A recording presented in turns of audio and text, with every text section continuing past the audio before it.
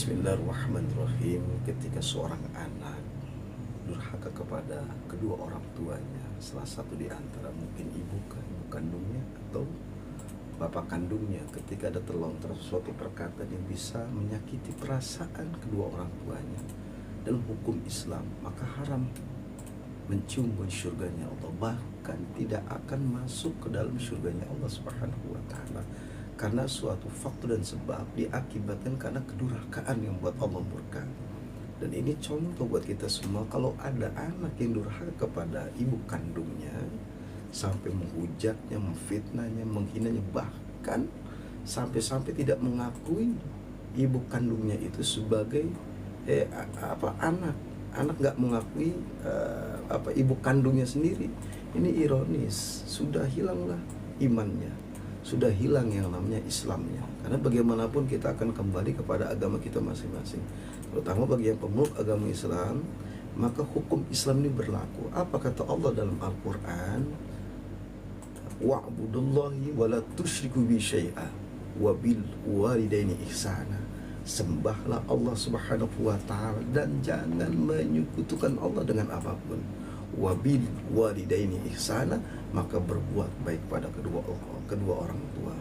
Artinya agama ini salah satu solusi. Nah, ketika seorang anak melawan, durhaka sampai Allah murka, sampai Allah tidak mendapatkan, sampai Allah mengatakan ridhonya orang tua adalah ridhoku, kemurkaan orang tua bahkan kemurkaanku. Bagaimana ketika ibu kandungnya atau bapak kandung disakiti oleh anaknya, maka mendatangkan kemurkaan Allah, bahkan ridhonya Allah pun tidak dia dapatkan. Segala aktivitas yang dilakukan, mungkin zakatnya, baca Qur'annya, umroh hajinya, puasanya, bahkan sholatnya pun tidak akan diterima Allah Subhanahu wa taala lantaran anak durhaka kepada kedua orang tuanya.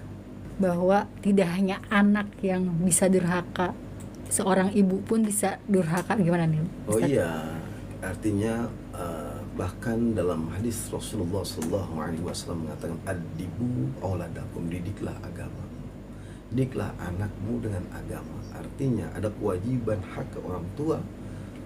Kedua orang tua ini mendidik anaknya pertama dengan agama, yang kedua didiklah anakmu itu dengan akhlak, yang ketiga didiklah didiklah anakmu dengan agama untuk memantapkan iman dan Islamnya. Artinya ada kewajiban orang tua kepada anaknya yang didiknya untuk ketaatan kepada Allah Subhanahu wa taala. Cermin daripada kedua orang tuanya, ibu kandungnya pun, bapak kandungnya pun, ketika melakukan sesuatu yang tidak baik, efek dampaknya akan diikuti oleh siapa? Anaknya. Itu cerminan ini berlaku. Buah tidak jauh-jauh dari pohonnya. Artinya segala aktivitas anaknya, aktivitas ibunya itu disorot, menjadi contoh, menjadi toladan bagi siapa? Anak-anaknya. Kalau ibu tidak pantas sesuatu yang dilakukan, maka ketika anak ini mencerminkan dari contoh yang tidak baik kepada ibunya, maka otomatis anak ini akan jadi melawan, karena orang tuanya tidak memberikan contoh kepada anak-anaknya. Jangan disalahkan ketika orang tuanya itu tidak taat kepada Allah, bahkan sesuatu apapun yang memang merugikan orang tuanya, ini juga merugikan kepada anaknya. Kemudian jatuhlah sesuatu efek yang tidak baik kepada anaknya melawan, kemudian tidak taat kepada orang tuanya, karena ada faktor dan sebab juga. Mungkin orang tuanya berani melakukan sesuatu yang membuat Allah membuat Allah murka. Contoh, nggak pantas lah orang tua ini mabok, judi, zina, sesuatu yang memang membuat Allah benci, yang tidak baik, yang memang kepada orang tua ini yang berikan contoh kepada anaknya, akhirnya menularkan kepada anaknya mulai perilaku yang tidak baik. Kemudian artinya orang tuh bisa juga durhaka kepada anaknya karena memberikan contoh yang tidak baik, memberikan nafkah yang haram, kemudian sering dugem, diskotik, ke klub. Nah, yang model-model kayak gini akhirnya apa? Menularkan efek itu kepada anaknya.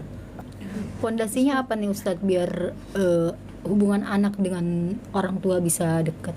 Yang pertama adalah kembali kepada agama. Agama itu solusi buat siapapun, karena ad-din nasihat, agama ini nasihat buat siapa, buat siapapun. Nah, ketika ada perselisihan antara orang tua dengan anak, maka ada orang ketiga yang mengutus mereka untuk islah.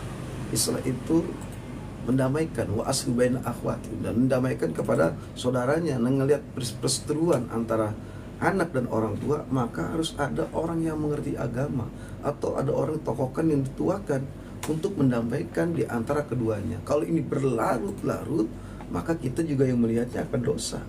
Saya harapkan jangan berkepanjangan masalah problem ini. Ketika anak ini sesuatu yang memang tidak baik, menyakiti orang tuanya, maka langsung tuh kita mendamaikan tuh sahabatnya atau orang yang memberikan teladan yang baik, sehingga mendamaikan mereka. Karena jangan sampai anak ini durhaka, dikecap, dimurka, bahkan dilaknat alaihim pada mereka yang melawan orang tua yang sedih. Bagaimanapun orang tua itu adalah, meskipun senakan-nakannya orang tua, tetap hormati, karena darah daging rahim yang keluar brojol dari rahimnya. Nggak boleh, meskipun sesuatu tidak baik, katakanlah orang tua ini contoh yang nggak baik, anaknya ini nggak suka, tapi jangan menghujatnya, menghinanya dengan cara arif dan bijak, menasihati ibu kandungnya.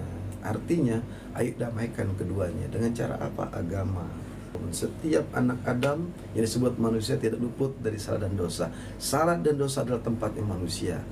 Dan bertobat kepada Allah. Siapa yang bertobat kepada anaknya, orang tuanya, kandungnya, maka bertobat kepada Allah, istighfar kepada Allah, mohon ampun kepada Allah, lalu cium tangan orang tuanya, ibu kandungnya, dengan hangat, kasih sayang. Tidak mungkin ibu kandung itu membinasakan, membunuh.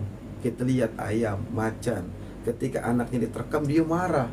Hampir lagi seorang ibu ini, hatinya nggak mungkin benci kepada anak kandungnya. Tidak ada. Selama tidak menjatuhkan Allah, pasti hati nurani seorang ibu itu pasti sangat cinta kepada anak kandungnya. Ini ujian siapa kepada yang berseteru tersebut.